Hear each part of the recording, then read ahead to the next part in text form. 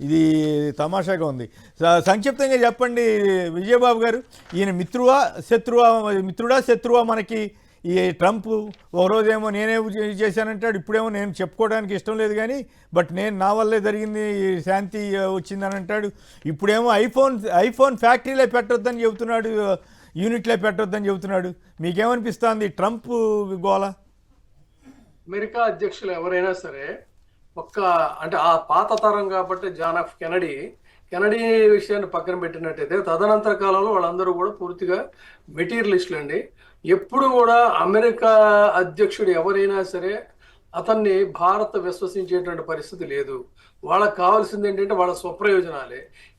అసలు ట్రంప్ తెంపరతనం గురించి చెప్పుకోవాలంటే, ఒకవైపు ఇండో పాక్ యుద్ధం జరుగుతూ ఉంటే కూడా యుద్ధం జరుగుతున్న నేపథ్యంలోనే IMF అప్పుని మళ్ళీ పాకిస్తాన్కి రిలీజ్ చేసి మనకేమో మళ్ళీ పిల్లి మంత్రాలు హితవు చెప్తున్నాడంటే ఎంత దుర్మార్గ వ్యవహారమో అమెరికా అధ్యక్షులది ఆలోచించండి. అది చాలు.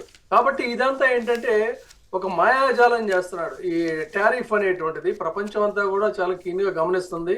అమెరికన్స్ కూడా ఎందుకు ఈ తలనొప్పి తెచ్చుకున్నారో బాబు అంటే, అంతకుముందు ఉన్న అతని పరిస్థితి బైడెన్ ఏంటంటే పూర్తిగా మతిమరిపు వచ్చి అతను అస్తవ్యస్తం చేశాడు. కాబట్టి సరే పోనీ ట్రంపరితనమో తెంపరితనమో భరిద్దామని ఇతను అనుకుంటే, ఇతను చేస్తున్న పని ఏంటంటే పిచ్చోడి చేతికి రాయిచ్చినట్టుగా అయింది అమెరికన్ల పరిస్థితి. అందుకని వాళ్ళు లబోదీబా ఉన్నారు. కాదు అసలు ఐఫోన్ యూనిట్లు పెట్టొద్దని ఎట్లా చెప్తాడండి? అన్యాయం కదా, భారత్కి అన్యాయం చేయాల్సిన అవసరం ఉంది. ప్రపంచంలో ఈ రోజున ఒకటే విషయం అండి, భారత్తో ఏ దేశమైనా సరే వాణిజ్య పరంగా విభేదాలు పెట్టుకున్నట్లయితే వాళ్ళకి భారీ నష్టం తప్పదు. ప్రత్యేకించి అమెరికాకి తప్పదు. అమెరికాలో ఐఫోన్లకి మరీ తప్పదు. నిజానికి అమెరికా ఒక సర్వే కూడా చెప్తుంది ఏంటంటే, అమెరికన్లో వాట్సాప్ చూడటం చాలా తక్కువ. ప్రపంచంలో అత్యధికంగా వాట్సాప్ చూసేవాళ్ళు ఎవరంటే ఇండియన్స్. ఎక్కువగా యూజ్ చేస్తుంది కూడా క్రేజీగా ఏంటంటే ఐఫోన్లు. భారతదేశంలో ఐఫోన్లకు ఉన్నంత గిరాకీ భారత్లో ఇంకే కంపెనీ ఫోన్లు కూడా లేవు. మొదట్లో ఏదో చైనా ఫోన్లకు వాటికి ఉండే రేటును బట్టి, కానీ ఇప్పుడు ఎంత ఎక్కువ ధర అయితే అంత మోజుతో కొనే పరిస్థితి వచ్చింది. ఇది ఆర్థిక వ్యవహారాలు ఇది ఒక తరహా సూత్రం ఇది. అందుకని ఐఫోన్ ఇక్కడ పెట్టడానికి వీల్లేదు, అసలు ఐఫోన్ భారత్ కొనొద్దంటే ఈరోజు టర్కీ చేస్తున్నటువంటి వ్యవహారం ఎలా అతలాకుతలం అవుతుందో చూసాం మనం. భారత్తో వాణిజ్య సంబంధాలు ఏ దేశం దెబ్బతీసినా వాళ్ళు తీవ్రంగా నష్టపోతారు. మనకు వచ్చిన నష్టం ఏముందండి?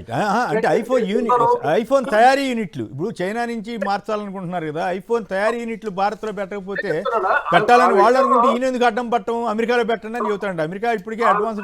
అదే విషయాన్ని ఒకవేళ ప్రభుత్వం నిర్ణయం తీసుకోకపోయినా ప్రజలు స్వచ్ఛందంగా నిర్ణయం తీసుకొని ఐఫోన్ బహిష్కరిద్దామంటే ఈ దేశంలో ఈ స్వాతంత్ర చరిత్ర ఏం చెప్తుందండి?